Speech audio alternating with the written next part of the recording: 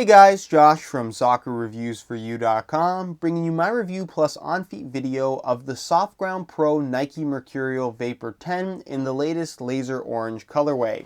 Now inside the box they do include a couple of extras. The first thing that you get is of course a stud wrench, being that this is a soft ground pair of shoes. They include this stud wrench for the removable metal studs to either tighten them or remove them.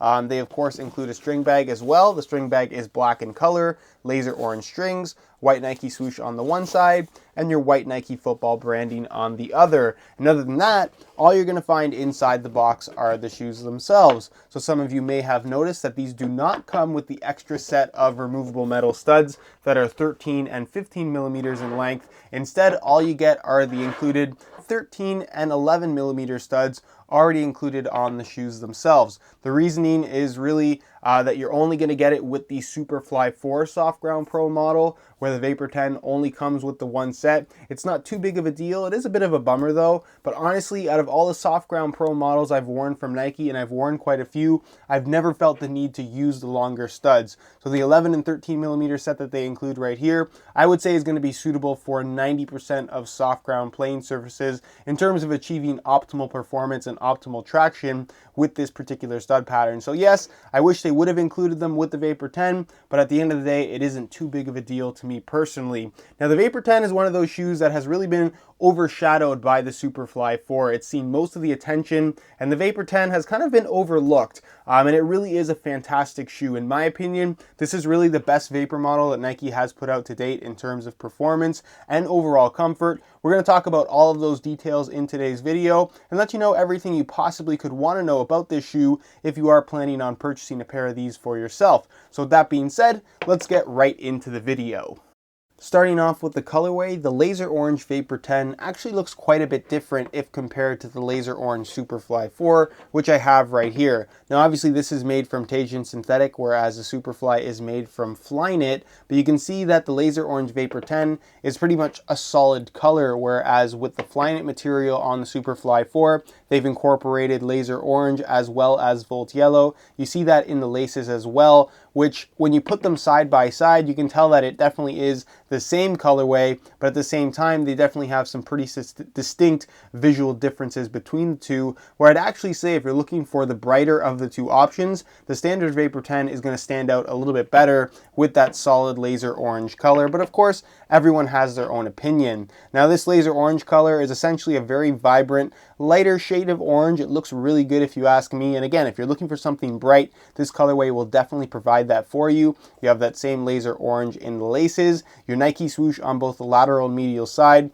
is white in color with a black outline. None of that extra pattern on the inside like we've seen on several Vapor colorways, which I actually prefer. I think this simplicity of this Nike swoosh just looks really, really good, and the white and black combo pops really well against that laser orange background. You have your silver ACC branding here across the top of the shoe, black heel liner, a Volt Yellow Mercurial insole, and then of course your compressed nylon sole plate, which is black in color, your white Nike swoosh, the silver soft ground metal studs, and then the molded studs are clear with a little Volt Yellow accent on the inside. So overall, it's a very simple but vibrant colorway. I think it looks good. Leave your opinions down below in the comment section. And with that being said, let's get into the tech specs of the Mercurial Vapor 10. As far as performance is concerned, the Vapor 10 really does have a lot to offer. And again, if you guys want as much information as possible, other than the small details that I'm going to go over in today's video, check out the full written review on my website, linked down below in the description, as well as my playtest video if you want to see these shoes in action. I'll leave an annotation to that on screen. So you can go ahead and check out those sources. Again, if you want as much information as possible on the performance of this particular shoe. Now, starting off with the actual stud pattern and sole plate, being that this is a Soft Ground Pro variation, it is of course a little bit different, at least in comparison to the Firm Ground model, which is obviously going to be most common in terms of what people are buying. The sole plate remains the same, being made from a compressed nylon. It's black in color, it's relatively thin and pretty flexible. It's similar looking to that of the Hypervenom Phantom, but in comparison is a little bit thinner and a lot more flexible, which I personally prefer. As far as the Soft Ground Pro stud pattern is concerned, it's a pretty standard formula from Nike with a bit of a Mercurial twist. So you have your 6 removable metal studs, 4 in the forefoot, 2 under the heel. The heel studs that they include, like I mentioned, are 13 millimeters in length, so they're a little bit longer than the 11 millimeter ones that you're going to find in the forefoot, so they are slightly offset, like you would normally find with any soft ground shoes. And then of course you have your molded studs in between the metal studs, so 2 under the heel that are bladed, 2 at the base of the forefoot, 1 support stud in the middle that has kind of an arrow shape, 1 toe pick stud, and then this little extension piece right here on the lateral side of the toe as well, acting as that kind of last resort bit of traction. Now overall, the stud pattern is very, very aggressive as far as soft ground stud patterns go, and if you are playing on soft natural grass playing surfaces, a stud pattern like this is going to provide some really, really good traction overall. With that said, this is a stud pattern that is designed to be strictly used on soft natural grass playing surfaces. So generally the ground is soft, it's muddy, it's raining a lot, and the only reason that you would really need something like this is if your firm ground shoes, you find that you're slipping a lot due to the studs not digging deep enough. That's when you would need something like a soft ground shoe where the studs are actually a little bit longer and a lot more aggressive, so they can dig into the ground and again provide traction on that soft natural grass playing surface. This is not a stud pattern you want to buy for firm ground, and it certainly is not a stud pattern you want to be using on artificial grass.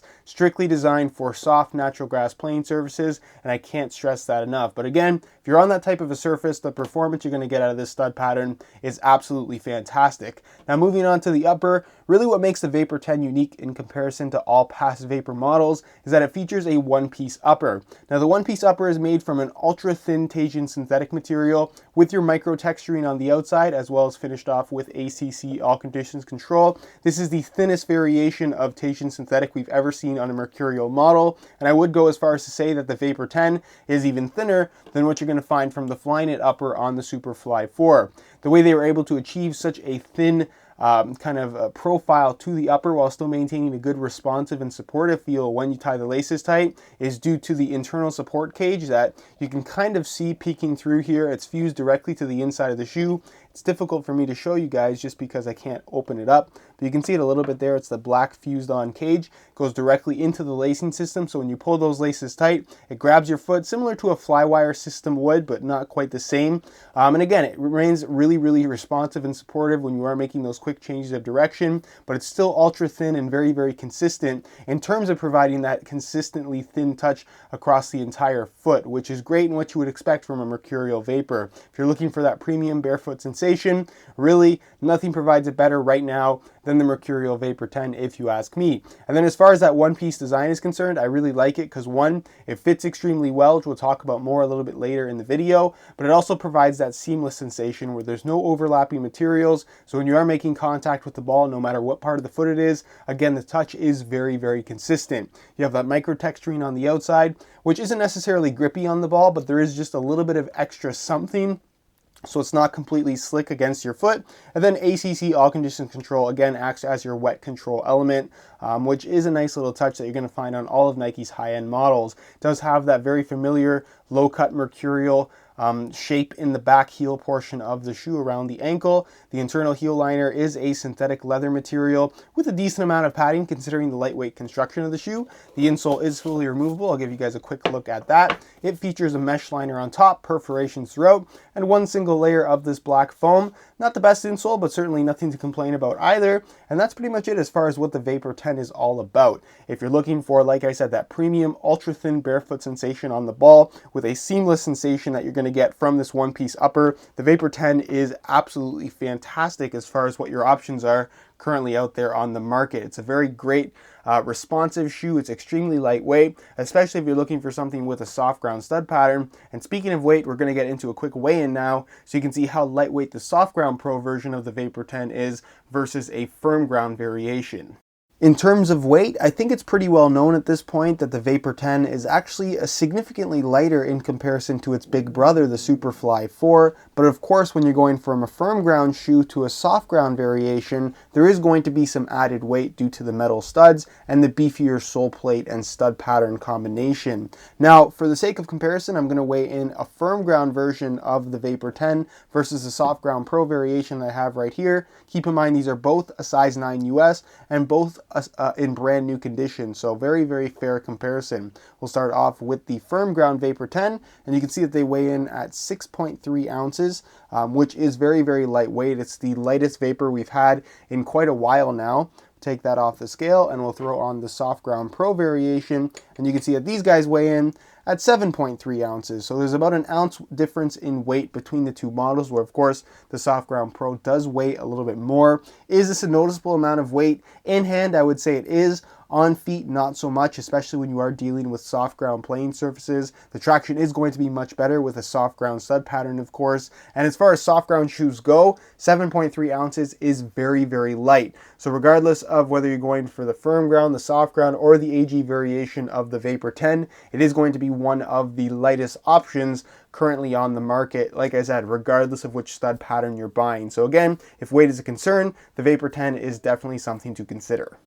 Alright, here's a look at the Vapor 10s on feet, and I have to say I'm really impressed with how these things fit and feel from right out of the box. In my opinion, this is the most comfortable Mercurial Vapor model Nike has ever put out, and I am really a big fan of the one-piece design as well. I know not everybody likes it at this point, but trust me when I say once you try it out, it really does provide a unique, seamless sensation, kind of taking from what you get with the Superfly 4 design, but at the same time, very different because it doesn't utilize the same material. But having no overlapping material across the top of your foot really does, like I said, make for a unique sensation. The Tahitian synthetic is super thin, really flexible, moves naturally with your foot, and the way this shoe wraps your foot, leaving no extra space on the inside of the boot whatsoever, again, just makes for a truly second skin-like sensation when you're wearing this shoe, but still maintaining a very comfortable feel. They're light, they're thin, and they fit extremely well, which is really all you can ask for from this style of soccer cleat. Now, I have heard some complaints regarding the middle portion of the shoe, where the tongue would normally be, where people are having issues with the actual material folding over on itself, and you have overlapping material, extra material on the top of the foot, which obviously is unwanted. Now, this is not necessarily the fault of the shoe, but more so a problem with having a size that is too big for you, and that's really the only reason why most people are having this issue. Of course, you could have excessively narrow feet and just have a Vapor model that is not narrow enough, which is very unlikely. But like I said, a lot of people that are having this issue, they're wearing a size that is too big for them. So the shoe is too long, there's too much extra space at the end, and when you go up in size and the shoe is too big, lengthwise, it's also going to be wider. So it's going to be too wide as well as too long, and when you have that, it's a recipe for your foot not touching either side of the shoe. So when you pull the laces tight, you're going to get that overlapping material down the middle. If you look at how the shoe is designed, this material in the middle is actually stretchy. So when you put your foot inside the shoe, it's supposed to be under constant tension. It'll immediately stretch out given that you have the right size, and overlapping material just shouldn't be an issue like it isn't for me right here because I'm wearing my proper size. As far as width is concerned, as you'd expect, it's a Mercurial Vapor model, so it has a tighter fit pretty much all the way throughout. So if you have wide feet, it probably isn't the best option for you. The way they fit from right out of the box is pretty much the way they're going to fit for their entire lifespan. And as far as sizing goes, just like past Mercurial models, these definitely run true to size. I'm wearing my usual size 9 US here, and the fit and the length is absolutely perfect. So if you are looking to order a pair of these for yourself, I would strongly recommend going true to size for the best possible fit. Alright guys, that's it for my review of the Soft Ground Pro Nike Mercurial Vapor 10. Again, I really think this is a fantastic shoe, the best Vapor model we've seen to date, and while most of the attention is still going to be on the Superfly 4, if you're not a fan of the flying it up, or if you're not a fan of the mid-cut design, and you're looking for a more traditional Mercurial Vapor experience, the Vapor 10 is definitely a shoe that should be on your list because it's absolutely fantastic when it comes to performance and equally as good as what you're going to get from the Superfly 4, just a little bit different in terms of the feel that it provides. So again, if you guys want more information on this particular model, be sure to check out the review page on my website, link down below in the description. You'll find the full written review, you'll find the high quality images of the shoe, that'll give you a better idea as to how it actually does look in person, as well as buy it now links with the best prices online, including exclusive SR4U coupon codes allowing you to pick this shoe up below its retail price. If you guys have any questions at all or suggestions, leave those down below in the comment section. I definitely will get an answer answer out to you.